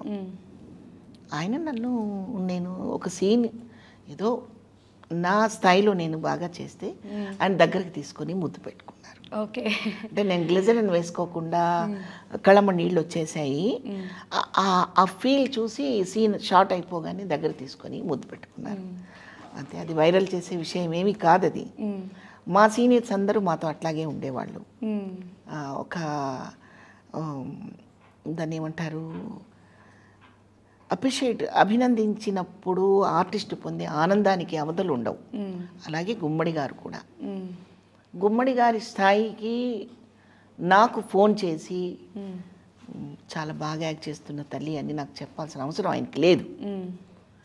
కానీ నేను రాధామధు అని జస్టెల్లో కంపెనీ వాళ్ళది రాధామధు అని సీరియల్ చేస్తున్నప్పుడు 7 గంటలకి ఎపిసోడ్ స్టార్ట్ అయ్యి 7:30కి అయిపోతే ఒక అర నిమిషం గ్యాప్లో ఆయన ఫోన్ వచ్చేది. వచ్చి నేను ఆ సీన్లో ఏం చేశాను, ఎలా ఉన్నాను, డైలాగ్ ఎలా చెప్పాను, నేనే అన్ని క్యారెక్టర్స్కి డబ్బింగ్ చెప్పుకుంటానమ్మా. సో నా వాయిస్ కల్చర్ ఎలా ఉంది అది కూడా చెప్పేవారు ఆయన. మీ నంబరు, నేను ల్యాండ్ ఫోన్లో మాట్లాడుతూ లేచి నించునేదాన్ని. ఆయన మీద రెస్పెక్ట్ అది నాకు. సో అట్లా ఏం మాట్లాడుకున్నాం మనం? గుమ్మడి గారి గురించి. అట్లా ఆయన పెద్ద ఆయన కిస్ చేశారనేది ఇట్స్ కామన్. అది దానికి ఓకే, కాంప్లిమెంట్ అది. ఓకే, మీకు మూవీసా సీరియల్సా అంటే దేనికి ఎక్కువ ప్రయారిటీ ఇస్తారు? ప్రయారిటీ నాకు 2 ఒకటేనమ్మా. ఇక్కడ వేరే నటన, అక్కడ వేరే నటనే ఉండదు. కాకపోతే మీడియా డిఫరెంట్గా ఉంటుంది. దీనికి ఉండే స్పాన్ వేరుగా ఉంటుంది, దానికి ఉండే రేంజ్ వేరుగా ఉంటుంది. ఇది రోజు చూస్తూ ఉంటారు. సినిమా మనం ఎప్పుడు చూడాలనుకున్నా చూడొచ్చు. ఒక్కసారి ఎపిసోడ్లో మనం యాక్ట్ చేసామంటే అది గాల్లో కలిసిపోతుంది, మళ్ళీ ఉండదు అది ఎపిసోడ్స్. ఇప్పుడు మళ్ళీ ఏదో కొత్త టెక్నాలజీ వచ్చింది, యాప్స్లో అవి రిజర్వ్ అయి ఉన్నాయి. అంతే తప్ప నాకు ఏది ముఖ్యం, ఇది తక్కువ ఇది ఎక్కువ అని నేను ఎప్పుడు బేరీజ్ వేసుకోలేదు. ఓకే, ఇప్పటి వరకు మీరు ఎన్నో అవార్డ్స్ తీసుకుని ఉంటారు కదా, దాంట్లో ది బెస్ట్ అవార్డ్ అనిపించిన ఒక అవార్డు చెప్తారా? బెస్ట్ అవార్డ్స్, నంది అవార్డ్స్ నేను తీసుకున్నది రెండేనమ్మా. ఒకటి డొక్కా సీతమ్మ అనే ఒక టెలిఫిలిం చేశాను. డొక్కా సీతమ్మ గారి గురించి కూడా మీకు తెలుసు కదా, ఒక అద్భుతమైన చరిత్ర ఉంది ఆమెకి. ఆ క్యారెక్టర్ నేను చేశాను, అది నా అదృష్టం. ఆళ్ళ రాంబాబు గారు అని చెప్పి ఆయన డైరెక్ట్ చేశారు, అతని కెమెరామెన్ దానికి. ఆ క్యారెక్టరు ఒరే రిక్షాకి అవార్డు వచ్చింది. ఒరే రిక్షా గురించి చెప్పుకునేటప్పుడు మనం ఇంకొక వ్యక్తి గురించి మర్చిపోకూడదమ్మా, ఆర్ నారాయణమూర్తి గారు. నేను అసలు ఇండస్ట్రీకి వచ్చిన కొత్తల్లో ఆర్ నారాయణమూర్తి గారి సినిమా చేయడానికి నాకు అవకాశం వచ్చింది. కాకపోతే ఆయన ఒకటే కండిషన్ చెప్పారు, మధ్యలో రావడానికి వీల్లేదు, నెల రోజులు అక్కడే ఉండాలి విలేజ్లో అన్నారు. నాకు అప్పుడు పెద్దగా సినిమాలు కూడా అంత బిజీగా లేను నేను. సో నెల రోజులు అలా ఉండడానికే ఇష్టపడి, రాజోలు అనుకుంటాను, నాకు గుర్తులేదు, నర్సీపట్నం అవన్నీ ఉంటాయి కదా మా ఊర్లో, అటువైపు వెళ్ళాము. సో నారాయణమూర్తి గారు చీమల దండు అనే సినిమాలో ఒక ఎక్సలెంట్ క్యారెక్టరు నాతో చేయించారు. చాలా మంచి క్యారెక్టర్ అనమాట అది. ఆ సినిమా చూసాకే ఇప్పుడు మాట్లాడుకుంటున్న ఈ సినిమాలు, ఈ డైరెక్టర్లు అందరూ కూడా నాకు అవకాశం ఇవ్వడం జరిగింది. అంటే ఎక్కువ స్పాన్ ఉన్న క్యారెక్టర్ అది, పెద్ద పెద్ద డైలాగులు చెప్పగలిగిన క్యారెక్టర్ అనమాట అది. ఓ పెయిన్ ఉన్న క్యారెక్టర్ అది. కోట శంకర్రావు గారు హస్బెండ్ క్యారెక్టర్ చేశారు. సో భర్త చనిపోయాక కొన్ని రెస్పాన్సిబిలిటీలు వహించే పాత్ర అది. బాగా చేయించారు నారాయణమూర్తి గారు. వారికి కూడా ఈ సందర్భంలో నా ప్రత్యేక కృతజ్ఞతలు తెలియజేసుకుంటున్నాను తల్లి. సీరియల్స్లో నటించే వాళ్ళు ఎవరి మాట వినరు, వాళ్ళకి కొంచెం యాటిట్యూడ్ ఉంటుంది అనేది బయట టాక్ ఒకటి ఉంది. దాని గురించి మీరు ఏం చెప్తారు? ఎవరి మాట వినరనే? ఎవరి మాట వినరు, వీళ్ళకి కొంచెం యాటిట్యూడ్ ఉంటుంది, లెవెల్ మెయింటైన్ చేస్తారు. అట్లా ఏం లేదమ్మా. వాస్తవానికి వాళ్ళకి భాష రాదు. ఎక్కువగా కన్నడ ఆర్టిస్టులు వస్తూ ఉన్నారు, వాళ్ళకి భాష రాదు కాబట్టి కొంచెం టైం తీసుకుంటారు మాకంటే ఎక్కువగా.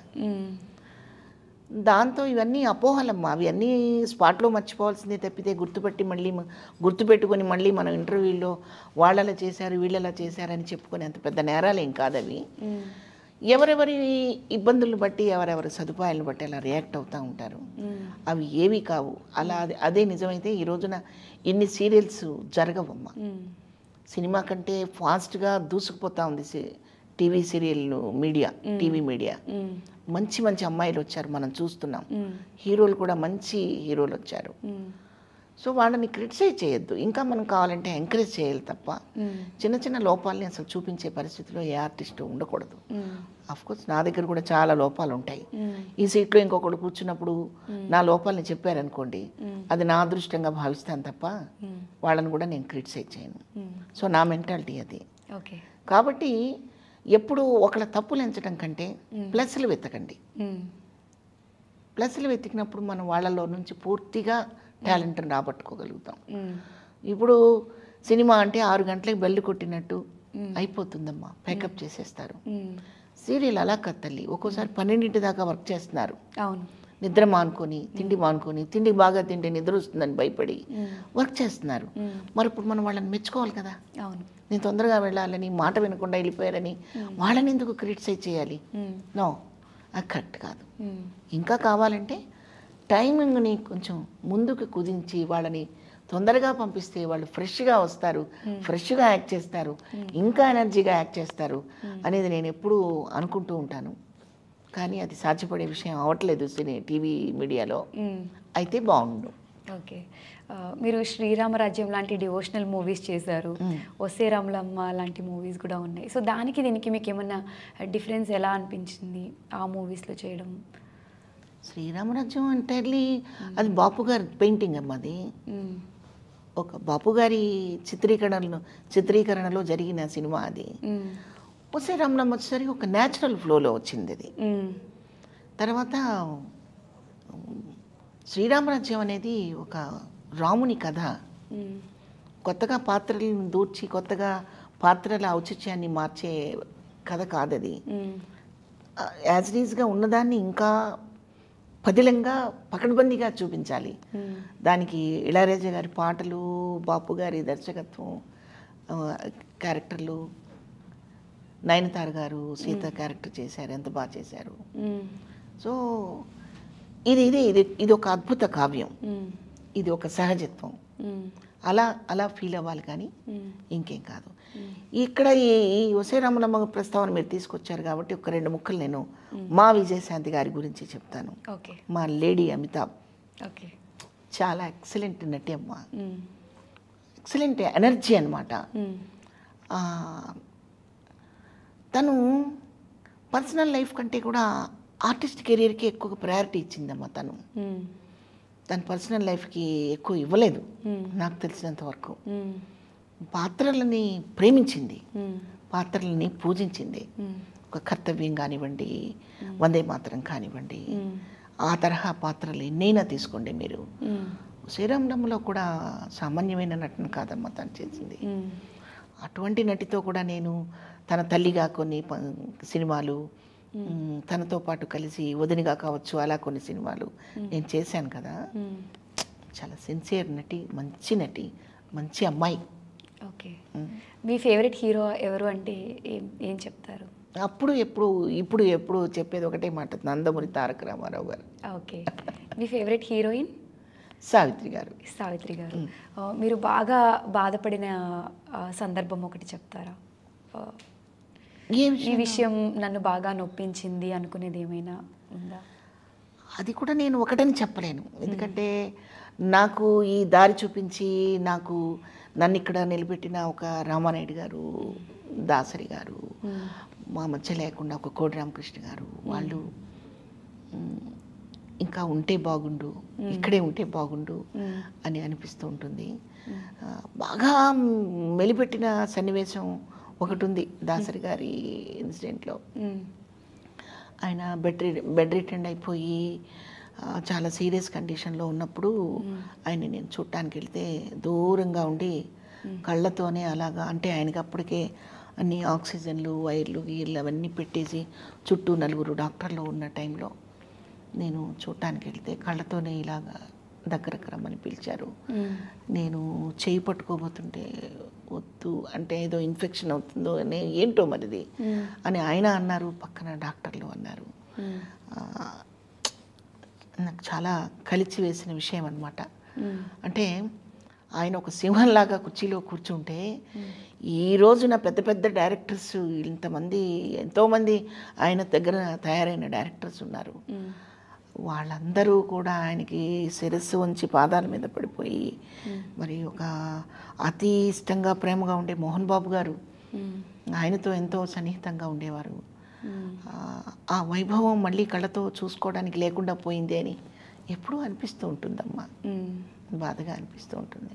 అలాగే రామానాయుడు గారు, ఈ రీసెంట్గా ఈ మధ్యకాలంలో జమున గారు, ఇటువంటి వాళ్ళు వెళ్ళిపోయినప్పుడు మన మధ్య నుంచి వెళ్ళిపోయారని బాధగా ఉన్నప్పటికీ వాళ్ళ చిత్రాలతో, వాళ్ళ మహోన్నతమైన నటనతో మనకి తరతరాలకి చెరిగిపోని గనిని మిగిల్చి వెళ్ళిపోయారు. వారికి ఎప్పటికీ నేను కృతజ్ఞతలు చెప్పుకుంటూ ఉంటాను. ఓకే, మీరు బాగా సంతోషపడ్డ విషయం, మంచి తీసుకున్న కాంప్లిమెంట్స్లో ది బెస్ట్ కాంప్లిమెంట్ అని కానివ్వండి.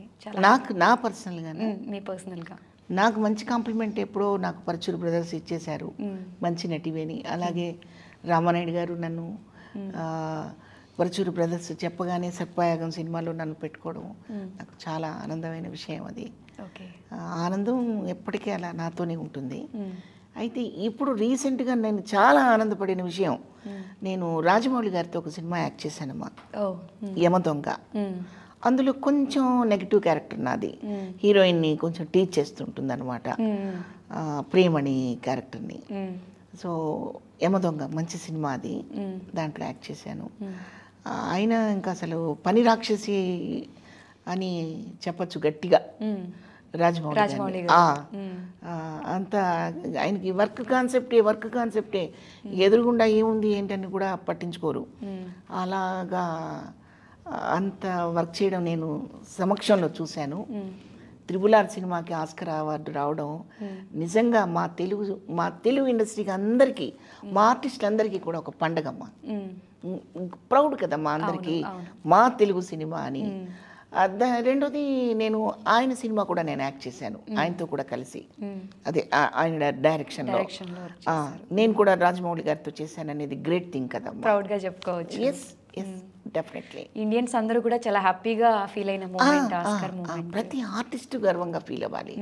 మన తెలుగు మూవీకి ఆస్కార్ అవార్డు రావడం ఎంత ఎనర్జీ పెట్టారమ్మా ఇద్దరు హీరోలు. దానికి ఇద్దరు నాకు ఇష్టమైన హీరోలు. వీళ్ళిద్దరూ నా 2 కళ్ళు లాగా చూసుకుంటాను.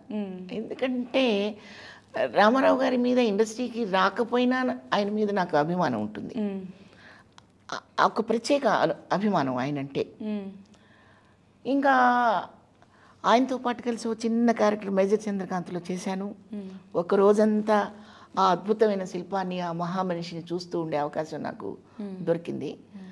ఎక్కువగా పెద్ద క్యారెక్టర్స్ ఉన్న సినిమాలు బాలకృష్ణ గారితో యాక్ట్ చేశాను, జూనియర్ ఎన్టీఆర్తో కూడా యాక్ట్ చేశాను, హరికృష్ణ గారితో యాక్ట్ చేశాను. బ్యాడ్ లక్ మొన్న మన నుంచి వెళ్ళిపోయిన తారక రత్న గారితో కూడా నేను యాక్ట్ చేశాను.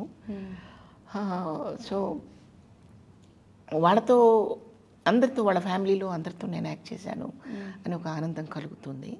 కాబట్టి నేను ఎప్పుడు జూనియర్ ఎన్టీఆర్ని చూసినా ఒక పులిలాగా, ఒక పులి వచ్చింది బోన్లో నుంచి అన్నట్టు ఫీల్ అవుతాను. అలా ఈ యమదొంగ సినిమాలో ఎన్టీఆర్ గారితో, జూనియర్ ఎన్టీఆర్ గారితో నేను యాక్ట్ చేసింది. తన్ని చూసినప్పుడల్లా నాకు చాలా చాలా ప్రౌడ్గా అనిపిస్తుంటుంది. ఎందుకంటే ఎన్టీఆర్ గారి మనవడు, మేమందరం ఆయన ఒక దేవుడిగా కొలిచే అటువంటి ఆయన మనవడు. అదే రేంజ్లో, అదే ఫోర్స్తో మీరు యమదొంగ సినిమాలో కూడా చూడండి, ఒక సాంగ్లో ఆయన ఒక బిట్టు, ఈయన ఒక బిట్టు యాక్ట్ చేయడం, ఆయన డైలాగ్ ఈయన చెప్పడం అలాగే ఉంది. అలాగే త్రిబుల్ ఆర్లో చరణ్ ఏమీ తగ్గకుండా, తగ్గేదే లేదన్నట్టు అలా ఒకరొకరు పోటీపడి యాక్ట్ చేయడం నాకు చాలా సంతోషంగా, గర్వంగా అనిపిస్తుంటుందమ్మా. అలాగే అల్లు అర్జున్ గారు మనకి ఫస్ట్ మూవీలు చూసినప్పుడు కొంచెం పెదవి విరిచిన మాట వాస్తవం. ఇప్పుడు ఈ పెదవి విరుపుని ఇంకొక రకంగా విరవచ్చు అన్నట్టు. అవును కదా. తగ్గేదే లేదని నిజం చేశాడు తను. ఒకసారి చెప్తారా? తగ్గేదేలే. సూపర్. నాకు ప్రౌడ్గా అనిపిస్తుంటుందమ్మా. వాళ్ళు ఒక ఫైట్స్ కానివ్వండి, డాన్స్ కానివ్వండి నేర్చుకొని కష్టపడి, మేమేదో పెద్ద హీరోకి సంబంధించిన ఫ్యామిలీలో వచ్చాం మాకేంటి అన్నట్టు కాకుండా కష్టపడితేనే కదా టాలెంట్ వస్తుంది. మనం ఇందాక ఒక మాట అనుకున్నాం, ఫైనల్గా టాలెంట్ అనేది ఉంటేనే రాణించగలం. ఇక్కడ ఎవరో వెనకుంటే ముందుకు నడిపించడం అనేది అది సాధ్యపడదమ్మా. స్వతహాగా టాలెంట్ ఉండాలి. ఆ టాలెంట్ ఉన్న వాళ్ళందరూ సక్సెస్ అవుతారు. ఇప్పుడు చిరంజీవి గారు వెనకుండి ఉండొచ్చు, కానీ చిరంజీవి గారికి ఆ రోజు వెనకున్నది తన టాలెంటే. అవును కదమ్మా. అవును. చాలా కష్టపడి ప్రతి దాని మీద, అప్పుడు వచ్చే మోడర్న్ డాన్సెస్ మీద ఆయన కాన్సన్ట్రేషన్ చేసి, ఫైట్లు చేసి, కష్టపడి దెబ్బలు తగిలించుకుంటేనే ఈరోజు ఆయన మనకి సూపర్ స్టార్ అయ్యారు. అవును. అలా ఎవరైనా, మహేష్ బాబు గారు కానివ్వండి, ఎవరి గురించి చెప్పుకున్నా ఒకటే స్లోగన్, టాలెంట్ అనేది మస్ట్, దాని తర్వాత ఏదైనా. మన ఇండస్ట్రీలో టాలెంట్ ఉంటే చాలు, టాలెంట్ ఉంటే మనం నిలబడతాము అని మీరు చెప్తున్నారు. ఇప్పుడు మన సీరియల్స్ చూసుకుంటే ఇప్పుడున్న హీరోయిన్స్ కానివ్వండి, హీరోస్ కానివ్వండి, ఆల్మోస్ట్ అందరూ బెంగళూరు నుంచో చెన్నై నుంచో వచ్చిన వాళ్ళు, కన్నడ వాళ్ళు ఎక్కువ ఉంటున్నారు. మన తెలుగు వాళ్ళు, నేను బయట విన్నది ఏంటి అంటే, మేము చాలా ట్రై చేస్తున్నాము బట్ మేము బెంగళూరు వాళ్ళని తీసుకుంటాము, తెలుగు వాళ్ళని అంత సపోర్ట్ చేయట్లేదు అనేది ఉంది. ఇది చాలా బాధాకరంగానే అనిపించింది విన్నప్పుడు. బాధపడద్దులేమ్మా, మన హీరోయిన్స్ కూడా ఉన్నారు కొంతమంది, బాధపడద్దు. ఎందుకంటే వాళ్ళందరూ మంచి ఆర్టిస్టులు, బాగా చేస్తున్నారు. బట్ మన తెలుగు వాళ్ళని కూడా మర్చిపోకుండా ఉంటే ఆనందపడతాం. అంటే పూర్తిగా ఏదో బాయ్కాట్ చేసినట్టు కాకుండా మన ఆర్టిస్టులు, మనకు ఒక స్థానము, మనకు ఇంపార్టెన్స్ అనేది ఇవ్వకపోవడం అనేది అది లోపమే. తెలుగు ఇండస్ట్రీలో తెలుగు వాళ్ళకి తప్పించి మిగతా అన్ని రాష్ట్రాల వాళ్ళకి ఛాన్సెస్ వస్తున్నాయి, ఒక్క మాకే రావట్లేదని చాలామంది బయట బాధపడుతున్నారు. సో ఇలాంటివి మీ వరకు కూడా కొన్ని వచ్చే ఉన్నాయి. తెలుసు అది ఎవరి లోపం అనేది ఖచ్చితంగా మనం చెప్పలేకపోతున్నాం. మన ప్రొడ్యూసర్స్, మన ఛానల్స్ ఒక కట్టుబాటుగా ఉంటే కనీసం ఒక 50-50 ఉండొచ్చు. రావద్దని ఎవరంటారు? ఇప్పుడు మేము కన్నడ ఫిలిమ్స్ అరాకొరా చేసాము, తమిళ్ చేసాము, మమ్మల్ని మీరు ఇక్కడికి ఎందుకు వచ్చారని వాళ్ళు ఏం అడగలేదు, ఆహ్వానించారు, గౌరవించారు, చేసాము. అలాగే మన తెలుగు ఆర్టిస్టులు హిందీ ఫీల్డ్కి వెళ్ళిన వాళ్ళు, రేఖ గారు కానివ్వండి, మన శ్రీదేవి గారు కానివ్వండి, చాలామంది, వైదా రెహమాన్ గారు కానివ్వండి, వాళ్ళందరూ మన తెలుగు వాళ్ళే, హిందీ వాళ్ళు కాదు. వాళ్ళు సహకరించబట్టే మన జయప్రద గారు, చాలామంది హీరోయిన్స్ వేరే భాషల్లో చేసి గొప్ప స్థాయికి వెళ్ళారమ్మా. తప్పేం కాదు. కన్నడ వాళ్ళే వస్తున్నారు, మాకెందుకు అవకాశం ఇవ్వటం లేదు అన్న ఒక వివాదం, అదే ఒక బాధ ఉంది. కేవలం అలా మాత్రమే కాకుండా బోత్ సైడ్స్ చేయుతనిస్తే మన ఆర్టిస్టులు కూడా, మన ఆర్టిస్టుల టాలెంట్ కూడా చూపిస్తారు. అది నేను ఒక్కదాన్ని గళం ఇప్పితే అయ్యే పని కాదు. అది గళం ఇప్పడం ఏంటి, చాలామంది గుప్పిళ్ళు కూడా బిగించారు, ఉద్యమాలు చేశారు, సక్సెస్ అవ్వలేదు. ఆ మార్పు వస్తే ఇంకా బాగుంటుంది. మన పిల్లలు మంచి ఆర్టిస్టులు ఉన్నారు, మన వాళ్ళే కొంచెం దూరం పెడుతున్నారు. కాకపోతే మన వాళ్ళు ఏమంటారంటే వాళ్ళు ఎక్కువ టైం వర్క్ చేయరండి, టైం పెట్టుకుని వెళ్ళిపోతారు అంటారు.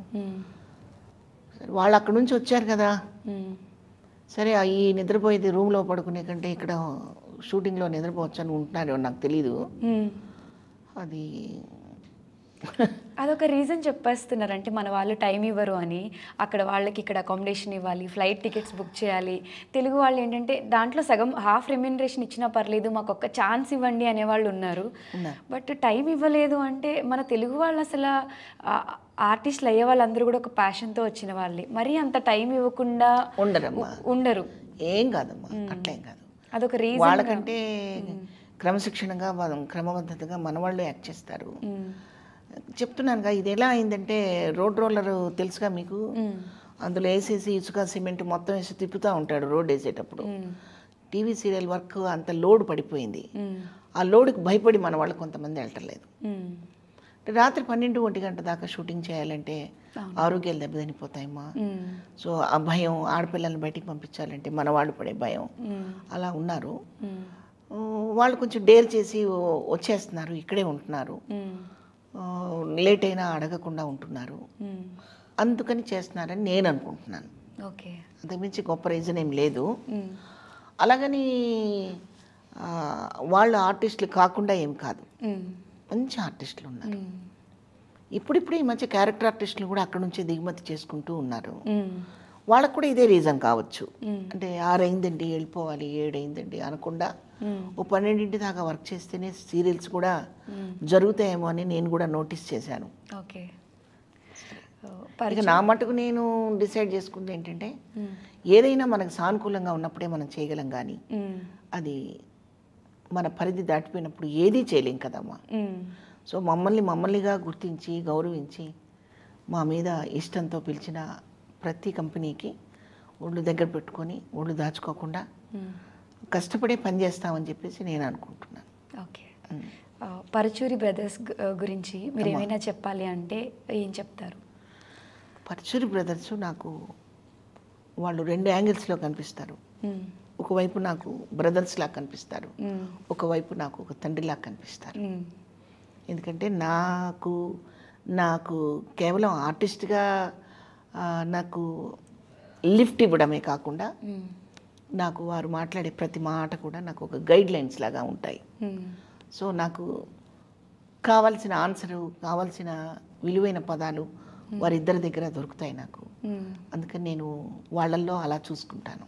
ఓకే, మీ సక్సెస్ జర్నీ గురించి చెప్పండి అంటే ఏం చెప్తారు? ఇప్పుడు నేను సక్సెస్ అయినట్ట? డెఫినెట్గా 100కి 1000%.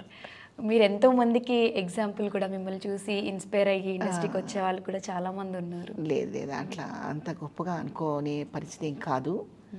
నాకు దొరికిన పరిధిలో, నాకు దొరికిన అవకాశాల్లో నేను బాగానే ఉన్నాను. అన్నిటికంటే ముందు మనిషికి తృప్తి అనేది చాలా అవసరం. తృప్తి చాలా విలువైంది. ఎంత సాధించినా ఇంతే సాధించాను, ఇంకా ఏదో కావాలి అనుకుంటే నిరాశలో బతుకుతుంటాడు మనిషి. నేను నిరాశవాదిని కాదు, ఆశావాదిని. అంటే నేను చేసే పనిలో నేను ఎంజాయ్ చేశాను, సంతృప్తిగా ఉన్నాను. లేని దాని గురించి అస్సలు బాధపడను, నా నేచర్ అది. కాబట్టి నాకు ఎప్పుడు బాధ ఉండదు. అవకాశం నాకు వచ్చిందా, దాన్ని అద్భుతంగా వాడుకుంటాను. రాలేదు, ఓహో అది నాది కాదు అనుకుంటాను. ఇంకెవరిని నేను క్రిటిసైజ్ చేయను. నేను చేయవలసిన పాత్ర ఎవరో వచ్చి చేస్తున్నారు, వాళ్ళకి ఎవరికో అవకాశం వచ్చింది, ఇలాంటి తప్పుడు ఆలోచన నేను ఎప్పుడూ చేయను. ఎందుకంటే ప్రతి విషయం మీద మనకి రాసిపెట్టి ఉంటుంది. అంటే మళ్ళీ అటు డివోషన్లోకి వెళ్ళి మాట్లాడుతున్నాను అనుకోవద్దు. ఈ చాదస్తం ఏంటి అనుకుంటారేమో. నేను నమ్ముతాను, ఖచ్చితంగా నమ్ముతాను. ఈరోజు లేచిన టైములో ఎన్ని గంటలు ఎన్ని నిమిషాలు మనకి మంచి జరగాలో అది ఖచ్చితంగా జరిగి తీరుతుంది. ఎక్కడైనా ఒక సెకండ్లో మనకి ఎక్కడైనా పొరపాటు జరగాలంటే అలాగూ జరిగి తీరుతుంది. దీన్ని ఒప్పుకొని తీరాల్సిందే తప్ప నాకు ఆ రోజుల్లో చాలా బాగున్నాయి, అది మంచి సమయం, ఇది బ్యాడ్ టైము అనుకోకూడదు. దీన్ని కూడా ఛేదించుకొని ముందుకు వెళ్ళడానికి ప్రయత్నించాలి. అంటే మనం ఎక్కడైనా స్లో అయినప్పుడు ఎక్కడ స్లో అవుతున్నాం, ఎందుకు స్లో అవుతున్నాం, మనం మారేమా, పరిశ్రమ మారిందా, రెండు చెక్ చేసుకోవాలి కదమ్మా. సో పరిశ్రమ మారింది ఆటోమేటిక్గా. పరిశ్రమ పాత తరహా పద్ధతుల్లో మదర్ కాకుండా కొంచెం మోడరేట్గా తయారైంది. దానికి నేను అప్డేట్ అయ్యానా, కాలేదు. అంటే నా పాత్ర కోసమే నేను వెయిట్ చేస్తున్నాను, నాలాగా ఉండే పాత్ర గురించి. అది వస్తే నన్నే అడుగుతారని నా నమ్మకం. జీన్ ప్యాంట్ వేసుకొని కూలింగ్ గ్లాసెస్ పెట్టుకొని ఇలా తిప్పుకొని వచ్చే తల్లుల్ని కూడా మనం చూసాం, ఇప్పుడు చూస్తున్నాం. సో మరి అలా కావాలంటే నేను కానీ అన్నపూర్ణ గారు కానీ ఇంకా చాలామంది పేర్లు ఉన్నాయి, వాళ్ళందరూ కూడా కాలేకపోవచ్చు. మా మైండ్ సెట్ని బట్టి, మా ఏజ్ని బట్టి, మా ఫిజిక్ని బట్టి అక్కడ ఆగిపోయాం.